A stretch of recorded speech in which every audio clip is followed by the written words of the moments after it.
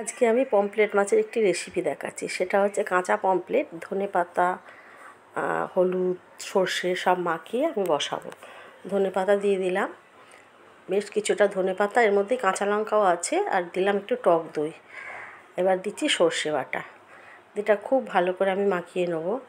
আর হলুদ দিয়েছি খুব সামান্য, ভালো করে মাখিয়ে নিয়েছি। আর কড়াইতে তেল দিয়ে দিলাম, বেশ কিছুটা রসুন দিয়ে দিলাম।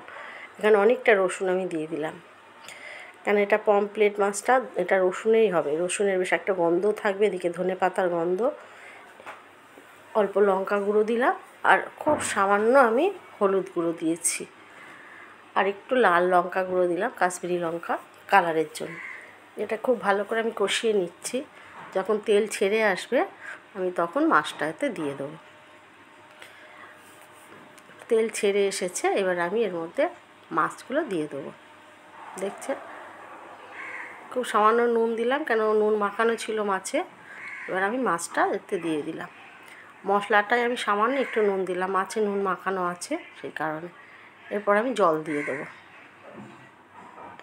এটা তো কিচ্ছু, এটা পুরো কাঁচাই হবে। এরপর আমি জল দিয়ে দেবো এর মধ্যে। সর্ষের বাটিটা ধুয়ে জলটা দিয়ে দিলাম, দিয়ে আমি একটু ঢাকা দিয়ে দেবো 5 থেকে 7 মিনিট। খুব নরম মাছ, খুব তাড়াতাড়ি হয়ে যায়। এবার কাঁচা লঙ্কা কটা চেরা কাঁচা লঙ্কা দিয়ে দিলাম, খুব সামান্য একটু চিনি ছড়িয়ে দিলাম। এবারে নামিয়ে সার্ভ করে দেবো। ভালো লাগলে লাইক করবেন, শেয়ার করবেন, কমেন্টসে জানাবেন ভালো লাগলো কি না, সাবস্ক্রাইব করবেন। হয়ে গেছে।